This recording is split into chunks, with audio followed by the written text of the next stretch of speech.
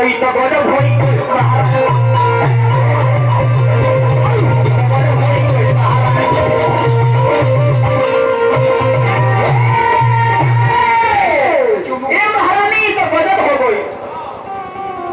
देने के बैठ जा मर्दे कहीं के कोनो पत्नी जवन बा अपना पति के कहीं भी चुरी कर के बैठ जा उनका रोज के बीच समय न दे सही कहता है का कि तरीको ना तो सुनो से होता है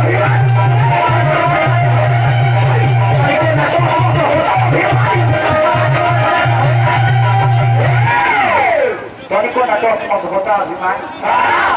कि तरीको ना तो सुनो से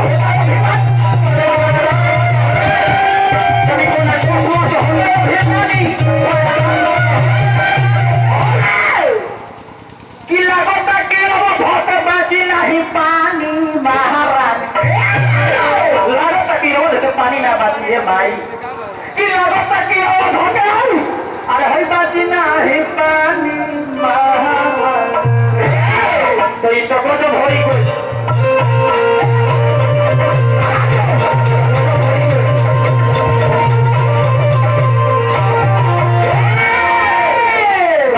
की बात करे ऐसा ना बात बा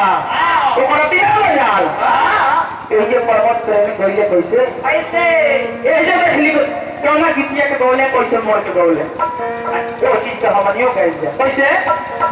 किसी तरूपवा छोड़ी मोरिया काली रूपवा भई दिया रे काली रूपवा भई आई तोरे लगली दुश्मन के संगा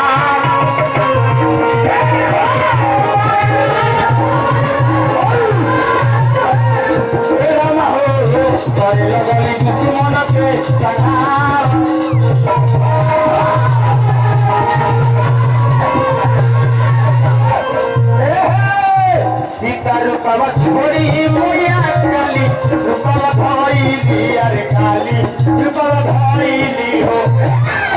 तो करे लगली दुश्मन के संघात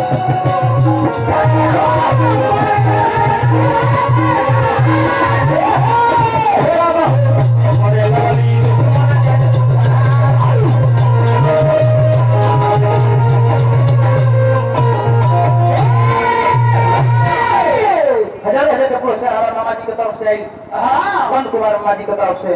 जी इलाजार के भर्ती हो क्या तो सिनेमा ध्यान पामा बनवले आई दुश्मन के लल पड़ले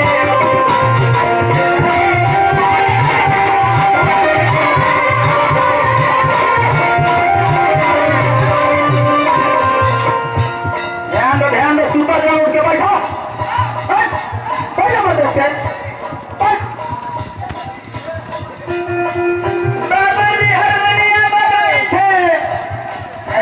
कहेंगे क्या गाई छो क्या बजाई छो क्या चित्र दिखाई छो